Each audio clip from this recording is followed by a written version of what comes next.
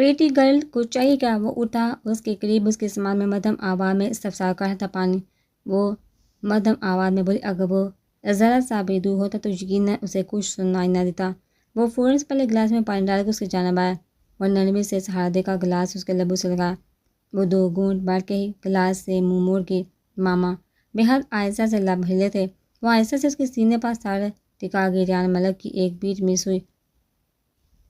وہ دوائیوں کے زیر اثر غنودگی میں تھی شاید۔ وہ اس کی گردن کے قریب سے اس کی جیکٹ کو اپنی مٹھی میں دبوچ کے اس کی نرم ملایم انگلی قلم سے ریان ملک کے پورے وجود میں سنسنی سے پھیلا گیا۔ وہ ہلنے کے قابل نہ رہا تھا۔ وہ خود پر ضبط کرتے اس کی مٹھی سے اپنی جیکٹ نکالنے کا وہ حواس میں نہیں تھی، پر وہ تو تھا۔ وہ اپنی جیکٹ اس کی گرفت سے نکال کر اس کے وجود کو خود سے الگ کرتے وہاں سے نکل گیا۔ وہ ہاسپٹل سے نکل کر باہر گارڈن میں آ گیا۔ دل میں جیسے طوفان سا برپا ہو گیا تھا۔ تمہیں ملتا ہوں تو سوچتا ہوں وقت کے پاؤں میں زنجیر ڈالوں کیسے۔ بکواس نہیں چاہیے مجھے، ہر حال میں میری بڑی چاہیے۔ اس JS کا پتہ لکھواؤ کون ہے وہ، ورنہ تم سب کو کتوں کو ڈال دوں گا میں۔ حرام ہو تو کسی کام کے نہیں ہو تم سب۔ اس لڑکی کو بھی نہیں پکڑ پائے، دل چاہ رہا ایک کو شوٹ کر دوں۔ صدام خان اپنے آدمی پر اس وقت فل بھڑکا ہوا تھا۔ مسلسل ناکامی پر وہ پاگل ہو اٹھا تھا۔ بعض شاکی اور مشکوک 2 دن سے غائب ہے جن آپ نے کام سونپا تھا، اور وہ لڑکی بھی غائب ہے۔ صدام خان کے ہاتھ سے آدمی نے اسے متلا کیا۔ ان دونوں سالوں کو چھوڑ اس لڑکی کو ڈھونڈو، وہ ہر حال میں چاہیے مجھے، ورنہ اس بار کسی کا لحاظ نہیں کروں گا میں۔ وہ اپنے آدمی کو وارن کرتا وہاں سے نکل گیا۔ اس قدر برف پڑی ہے، صدموں کی صبر جم گیا ہے آنکھوں میں۔ رات بے حد مشکل کٹی تھی۔ صبح ماریا اسے کھانا دے کر گئی تھی۔ آنکھوں کے سامنے بار بار اس کی سنہری آنکھیں آ رہی تھی۔ وہ چاہ کر بھی ان آنکھوں سے اپنا پیچھا نہیں چھڑوا پا رہی تھی۔ وہ دوبارہ نہیں آیا تھا۔ وقت گزاری کے لیے اس نے اپنے بیگ سے اسکیچ بک نکالنا چاہی، پر وہ نہیں تھی، شاید وہیں گر گئی تھی۔ پاپا پلیز ایک بار آ کر مجھے یہاں سے لے جائیے۔ کاش آپ کو اپنی بیٹی کی ذرا سی بھی فکر ہوتی تو میری ہنسی آج یوں برباد نہ ہوئی ہوتی، میری پلکوں پر اتنے آنسو منجمد نہ ہوتے۔ مجھے فرق نہیں پڑتا یہ دنیا مجھے کچھ بھی کہے، مجھے فرق نہیں پڑتا، پر آپ تو مجھے انہاردار راہوں پر زخم مسامح ہونے کے لیے نہ چھوڑتے۔ میں ٹوٹ رہی ہوں پاپا، ایک بار مجھے اپنا کندھا میسر کر دے تاکہ میں جی بھر کے رو لوں، ورنہ یہ کرب میرا دم گھٹ جائے گا۔ کیا میں اتنی بری ہوں کہ آپ مجھے دیکھنا بھی گوارا نہیں کرتے؟ وہ روتے روتے تختی ایک دم سے چلائی تھی۔ آپ سنتے کیوں نہیں میری بات؟ وہ حزیاتی انداز میں چیخی اپنے بال نوچنے لگی۔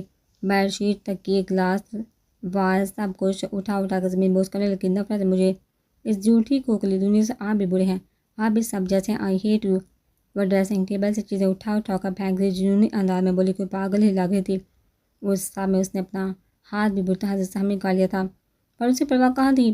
ماریا جو ٹوٹے توڑنے پھوڑنے کی آوازوں پر بھاگتی اس کمرے کی طرف آئی تھی، اندر سے اس کے چلانے کی آوازیں سنتی بوکھلا کا مونا کے روم کی طرف بھاگی تھی، کیونکہ اس وقت اسے مونا ہیزل کے سوا پیلس میں کوئی نہیں تھا۔ روم ساؤنڈ پروف ہونے کی وجہ سے ہیزل کچھ سنائی نہیں دیا تھا۔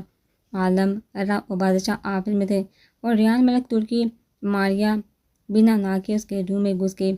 ماریا کتنی مرتبہ کہا ہے میں نے دور نہ کر کے آیا کرو۔ وہ مونا جو لیپ ٹاپ پر کام میں مگن تھی اسے بنا نہ کر کے اندر آنے پر برہم ہوئی۔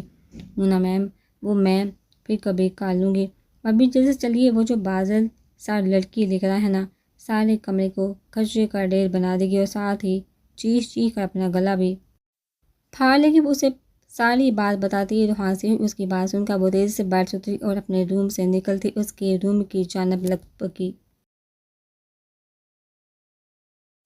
مونا نے اس کے روم کا دروازہ کھولنا چاہا، پر وہ اندر سے لاک تھا۔ وہ گارڈ، کیا مصیبت ہے یار، وہ جھنجھلا کر بولتی، اپنی جیب سے موبائل نکال کر بادشاہ کو کال ملانے لگی تھی۔ دوسری جانب سے کالر ریسیو کی تھی، پر دوسری جانب سے مقابل کا لہجہ سن کر وہ خون کا گھونٹ پی کر رہ گئی۔ بازل پلیز جلدی، وہ اسے پوری بات بتاتے رابطہ منقطع کر گئی۔ مونا نے ایک نظر دروازے کی جانب دیکھی، اتنے میں ماریا کیز لے کر آ گئی۔ مونا اسے سے کیز لیتی ڈور کا لاک کھولنے لگی۔ مونا نے محتاط انداز میں لاک کھول کر آہستہ سے دروازہ کھولا۔ دروازہ کھولتے ہی ایک واز اٹھا اس کی جانب، اس سے پہلے کہ وہ اس کے سر پر لگتا وہ جٹ سے دروازہ بند کر، اف یہ پاگل لڑکی۔ اس کا دل چاہ رہا تھا ایک چماٹ لگائے جا کر اسے، پر پھر اپنا رات والا حشر یاد کر کے اس نے اپنی سوچ پر لاحولہ پڑا۔ اندر وہ آپ بھی چلا رہی تھی۔ وہ خاموشی سے صبح بیٹھ کے اب بادشاہ آ کر ہی اس کا دماغ ٹھکانے لگا سکتا تھا۔ بادشاہ سائڈ پر آیا ہوا تھا جب اس کا فون رنگ ہوا۔ اسکرین پر مونا کی کال دیکھ کر اس کے اعصاب تنے۔ وہ اس وقت اس کی آواز سننے کے موڈ میں بالکل بھی نہیں تھا، پر پھر کسی ضروری کام کا سوچ کر کال اٹینڈ کر لی۔ 2 سیکنڈ میں مدعا بیان کیا گیا۔ وہ سرد لہجے میں بولا۔ دوسرے جیسے ہی اس کی بات سنی، وہ تیزی سے اپنی گاڑی کی جانب بڑھا۔ اس کا خیال رکھنا مونا، اگر اسے کوئی نقصان ہوا تو آئی ول کل یو۔ وہ خنوس لہجے میں بولتا ریش ڈرائیونگ کرتا وہ راؤ پیلس پہنچا۔ سامنے صوفے پر مونا بیٹھی تھی اور اس کے پاس ہی ماریا بھی کھڑی تھی۔ وہ بنا اس کی جانب متوجہ ہوا اس کے روم کی جانب بڑھا۔ جیسے ہی وہ دروازہ کھول کر اندر داخل ہوا، اڑتی ہوئی باڈی سپرے اس کی جانب آئی، جسے وہ کمال مہارت سے کیچ کر کے اس کی حالت دیکھا۔ وہ اللہ بینچ کا بکھرے ہوئے بال آنکھوں سے گرتے لگاتار آنسو، سانس بری طرح سے پھولی ہوئی تھی۔ اسکارف زمین پر پڑا ہوا تھا، پورا وجود لرز رہا تھا۔ رونے کی وجہ سے آنکھیں سوجی ہوئی تھی۔ وہ اس کی جانب بڑھا۔ دور دور رہے مجھ سے، میں بوڑھی ہوں، آگ کو بھی کھا جاؤں گی سب کو۔ وہ پھولی ہوئی سانسوں کے درمیان بولتی، اپنا گلا سہلاتی، اپنا سانس بھال کر کی، پر ٹانگوں سے جیسے جان جاتی ہوئی محسوس ہوئی۔ اس سے پہلے کہ وہ زمین بوس ہوتی، بادشاہ نے اسے کسی مومی گڑیا کی مانند اپنی باہوں میں بڑھ لیا، اسے اٹھا کر بیڈ پر ڈالتا۔ وہ اپنی جیب سے اس کا انہیلر نکالتا، اس کا کور اتار کر دوسرے ہاتھ کی مدد سے اس کا منہ کھول کر انہیلر اس کے منہ میں داخل کرتے بٹن پریس کر کے جیسے ہی وہ اس کی ٹوٹی سانسوں میں گلی، وہ پرسکون ہوتی گہری گہری سانس مرنے لگی۔ بادشاہ نے بھی اپنا سانس بھال کے، پر جیسے ہی نظر اس کے زخمی ہاتھ پر پڑی، دل میں چیز سی اٹھی۔ وہ تکیے پر سر رکھ کے کرب سے آنکھیں موند گئی۔ یہ کیا حرکت ہے لمس ابراہیم؟ کیا میں پوچھ سکتا ہوں؟ اس کا ہاتھ تھامتے ترشی سی استفسار کرتا۔ لمس ابراہیم اپنا ہاتھ اس کے ہاتھ کی گرفت میں دیکھ حواس میں آتی اس کا ہاتھ جھٹکے، اور اس کی گرفت مضبوط تھی۔ شاید وہ اس کے ارادے سے پہلے ہی واقف تھا۔ لمس ابراہیم نے کاردار نظروں سے اس کی جانب دیکھا۔ اگر کوئی آنکھوں سے قتل کر سکتا تو اس وقت بادشاہ کا قتل لمس ابراہیم کی آنکھوں سے ہی طے تھا۔ بے تحاشا رونے کے بعد سیاہ گلابی آنکھوں میں گلال گلا ہوا تھا، جیسے رات کی سیاہی میں چاند کی چاندنی سے نہائے کوئی سرخ گلاب، اور ان پر دراز پلکوں کی نم جالر۔ حسین تیری آنکھیں، حسین تیرے آنسو، یہی ڈوب جانے کو جی جاتا ہے۔ وہ صحرا کے صحن میں جھگڑا بےخودی میں اپنے پورس اس کی نم پلکوں کی جالر کو چھوتے مہمور لہجے میں مدھم آواز میں بولے۔ اس کی حرکت پر بودھا کر دوہے بے حد حسین ہو تم لمس ابراہیم، منمونی، دل نشین، دلکش اور تعریف لفظوں میں شاید ممکن نہیں۔ اگر کبھی جھکنے کا من ہوا تو بادشاہ تمہاری طاقوں میں ضرور آئے گا۔ وہ حیرت اور بے یقینی آنکھوں میں سموئے اس کی جانب دیکھی تھی۔ اس کے الفاظوں نے دل کی دنیا تہہ و بالا کر دی تھی۔ کیسی دیوانگی تھی اس کی آنکھوں میں، ایک عجیب سی چمک تھی ان کی آنکھوں میں، نہ جانے کیوں، پر خوف آیا تھا۔ سرد منجمد گلیشیئر میں لپٹی اس کی آنکھوں سے پھوٹے جذبوں سے جو اس کے حواس مطلع کر رہے تھے۔ ماریا، فرسٹ ایڈ باکس لے کر آؤ ماریا۔ اس سے سہما دیکھ ماریا سے قدرے اونچی آواز میں مخاطب ہوا، جو دروازے پر ہی ٹکی ہوئی تھی۔ اس کی آواز سنتے ہی چڑھا کے جن کی طرح فرسٹ ایڈ باکس لیے حاضر ہوئی۔ وہ اس کے ہاتھ سے باکس لے کر سائڈ ٹیبل پر رکھتا، حالت کے اشارے سے جانے کا کرتا، باکس میں سے روئی اور ڈیٹول نکالتا، اس کا ہاتھ تھامے زخم کو صاف کرنے لگا۔ لمس ابراہیم جو سنائی شہزادی باتوں کے زیر اثر تھی، زخم پر ہونے والی جلن پر ہوش کی دنیا میں لوٹی، وہ کڑا کر ساری سے آنکھیں میچ کی۔ بادشاہ نے اس کے کہنے پر اس کی جانب دیکھا، جو جلنے کے مارے آنکھیں میچے ہونٹوں کے بیچے بیٹھی تھی۔ وہ نامحسوس انداز میں اس کے زخم پر پھونک مارتا، جلن کے اثر کو زائل کرنے لگا۔ لمس ابراہیم نے اپنے ہاتھوں میں نرم گرم ہوا محسوس کی تو آہستہ سے آنکھیں کھول کر دیکھا، جو بڑے انہماک سے اس کے زخم پر مرہم لگاتا، پھونک مارتا، اس کے زخم کے درد کو کم کرتا۔ کیا وہ مداوا کرنے کی کوشش کرتا یا کسی جذبے کے تحت؟ نہیں، یہ مداوع تھا، کیونکہ وہ زخمی اسی کی بدولت ہوئی تھی۔ نہ وہ اسے یہاں قید کر کے رکھتا، نہ وہ وحشت زدہ ہو کر توڑ پھوڑ کرتی، اور نہ اسے یہ زخم لگتا۔ وہ بینڈیج کرتا اس کے پاس سے اٹھا، چہرہ ایک بار پھر سے سپاٹ ہو چکا تھا، آنکھوں میں پھر سے وہی سرد پن در آیا تھا۔ وہ جذبے کہاں گئے جو ابھی کچھ پہلے اس کی آنکھوں میں نظر آئے تھے؟ شاید وہ سب بھی اس کی نظر کا دھوکہ تھا۔ آج سے تمہیں اس روم میں بند رہنے کی ضرورت نہیں، تم کہیں بھی گھوم سکتی ہو، پر اس پیلس کے اندر بربادنے کی کوشش مت کرنا لمس ابراہیم، ورنہ ٹائیگرز کو نرم گوشت بہت پسند آئے گا۔ وہ اس پر جھکتا سرسراتا لہجے میں بولا۔ لمس ابراہیم سہم کا خود میں سمٹی، وہ ایک نظر اس پر ڈالتا وہاں سے نکل گیا۔ اس کے جاتے لمس ابراہیم نے اپنے دل پر رکھ کر گہرا سانس خارج کیا۔ ہزل منہ بسوٹی بار بار دیوار پر ٹکی گھڑی کی جانب دیکھی تھی، جہاں ابھی دن کے 2 بج رہے تھے۔ کھانا کھا کر وہ صبح اسے جلدی آنے کا کہہ کر چلا گیا تھا، ابھی تک نہیں آیا تھا۔ وہ اتنے بڑے کمرے میں اکیلی بیٹھی خوف زدہ ہو رہی تھی۔ شاور لے کر صبح عالم راؤ کا نکلنا، ڈریس پہن کر وہ اس کا انتظار کرتی، پر ابھی تک اس نے آنے کا کوئی آثار نظر نہیں آیا تھا۔ باہر بھی وہ نہیں جا سکتی کیونکہ وہ جہاں کسی کو نہیں جانتی تھی۔ اپنے الجھے ہوئے بالوں کو دیکھ کر بھی اسے رونا رہا تھا، کیونکہ بے تحاشا لمبے ہونے کی وجہ سے انہیں سلجھا نہیں پاتی تھی۔ وقت سب کی روی سے گزرنے لگے، اب آنکھوں میں آنسو امڑنے لگے تھے، پانی بھی روم میں نہیں تھا، اسے پیاس بھی لگنے لگی تھی اور بھوک بھی شدت سے محسوس ہوتی۔ وہ شاید اسے بھول گیا تھا، یہ سوچ کر اسے شدت سے رونا آنے لگا۔ وہ بیٹھ کر گلاس والے کے سامنے کھڑی ہوئی، وہ آنسو صاف کرتے باہر وسیع رقبے میں پھیلے لان میں لگی خوبصورت پھولوں کو دیکھنے لگی۔ اتنے خوبصورت اور طرح طرح کے پھول لگے دیکھ وہ رونا بالکل مبہوت سے انہیں دیکھنے لگی۔ دل چاہ رہا تھا اٹھ کر ان کے پاس ہے اور ایک ایک کو چھو چھو کر دیکھے، اس کی نرمی کو محسوس کرے۔ انہیں دیکھنے میں اتنے مگن تھے کہ عالم راؤ کے روم میں خبر تک نہ ہوئی اسے۔ عالم نے پیچھے سے نرمی سے اسے اپنے ہثار میں لیا۔ وہ جو باہر دیکھنے میں مگن تھی، اس کے ہثار میں لینے پر گھبرا کے نازک سا دل دھک دھک کرنے لگا۔ اس کے پوچھ پر بکھرے دراز سنہری بال میں منہ چھپا گہری سانس بھرتا ان کی ہوش پر اپنی سانسوں میں سوتے اس کی جان ہوا کر گیا۔ جانے جانم کہاں گم ہے، وہ ہمار آلودہ لہجے میں سرگوشی میں بولتا سرسار کر رہا تھا۔ اس کے نرم گرم سانسیں اپنے کان پر محسوس کرتے وہ جی جان سے چل اٹھی۔ وہ لرزے ہاتھوں سے اس کو خود کی گرفت سے آزاد کروانے لگی، اور وہ کہاں مائل تھا اس کے خود سے دور جانے پر۔ اس کا تو بادشاہ تھا، وہ اسے خود میں سمولتا اور ایک پل بھی دور جانے نہ دیتا۔ پلیز چھوڑیے، وہ پھولے ہوئے سانس کے ساتھ بامشکل بولی، وہ جو اس کی گردن پر جھکا اپنی شدت لٹانے میں مصروف تھا، بامشکل اپنے جذبات پر قابو پاتے اس کے نم سنہری بالوں کو اپنی مٹھیوں میں بھر کر گہری سانس بھرتا ان کی خوشبو کو اپنے اندر اتارنے لگا۔ بہت خوبصورت ہے یہ جانم، مائی گولڈن ڈال۔ وہ ایک بار پھر سے اس کی جان مشکل میں ڈال اس کے بالوں میں منہ چھپا گیا۔ خزر کو لگا اس کی سانس سوکھ گئی، ڈور ٹوٹ جائے گی۔ وہ لرزے ہاتھوں سے اس کی گرفت سے نکلنے کی کوشش کرنے لگی، پر وہ اس کی مزاحمت کو خاطر میں نہ لاتے ایک جھٹکے میں اس کا روح اپنی جانب کر گیا۔ وہ اس افطار بس سانس رو گئی۔ وہ دیوانگی اور وار پردگی سے اس کے دلکش چہرے کو دیکھتا اس کے پیشانی پر محبت کی مہر ثبت کر گیا۔ خزر کی بوجھل ہوتی پلکیں مزید چکے دو آنسو پلکوں کے باہر پھلانگتے گلابی گالوں پر بکھرے تھے۔ عالم راؤ جیسے تڑپ اٹھا تھا۔ جاننے میں کیا ہوا، کیوں رو رہی ہو؟ وہ نرمی سے اس کا چہرہ اوپر اٹھاتے جذبات سے پوچھا تھا۔ وہ مجھے لے جائے گا، وہ روندی آواز میں بولتی زار قطار رو دی تھی۔ مائی ڈال، وہ نہیں لے جا سکتا آپ کو، آپ جانے۔ عالم راؤ کی جانم اس کی سنہری آنکھوں والی سنہری گڑیا، اس کی چلتی سانسوں کی ضمانت ہے، اس کی جنونیت، دیوانگی، آج کی سب کچھ ہے، تو کیسے کوئی ہمت کر سکتا ہے اسے اس کی جان کو چھیننے کی؟ اس کا چہرہ اپنے دونوں ہاتھوں سے بڑھتے اس کی آنکھوں میں جیسے دیکھتے شدت سے بولا، جو میری گولڈن ڈال کو آنکھوں میں آنسو کی وجہ بنے گا، عالم راؤ اسے صفحاتی سے اس دنیا سے مٹا دے گا، پھر چاہے کوئی انسان ہو یا حیوان۔ وہ جنونی انداز میں بولتا اس کی سنہری آنکھوں پر جھکا جسے عالم راؤ کے عشق ہو چلا تھا، جیسے کہ اس کی جنونی سے ہو پایا تھا۔ اپنی آنکھوں پر اس کا دہکتا لمس محسوس کرتے لرزے ہاتھوں سے اس کی شرٹ کو مٹھی میں دبوچ کے، مجھے بھوک لگی، آپ نے مجھے کھانے نہیں دیا۔ اس سے پہلے کہ وہ کوئی اور غصائی کر کے اس کی جان ہلکا نہ کرتا، وہ اس کے چوڑے سینے میں سر چھپایا دھیمی آواز میں بولی، کیا کھانا نہیں کھایا میرے جان نے؟ اسے اپنے سامنے کرتے حیرانگی سے بولا۔ وہ پھر سے رونے کی تیاری پکڑتی نفی میں سہلا گی۔ عالم راؤ کا ہونٹ کھل اٹھا، ماریا ماریا، وہ غصے سے باغ ہوتا رہا۔ یہ صبح اسے کھانا کھلا کر گیا تھا اور اب 4 بجے تھے۔ جی سر، ماریا کام تھی ٹانگوں سے وہاں حاضر ہوئی۔ کھانا کیوں نہیں دیا تم نے میری ڈال کو؟ اونچی آواز میں ڈرتا اس پر برسا۔ خزر ڈر کے مارے اسی کے سینے میں چھپ گئی۔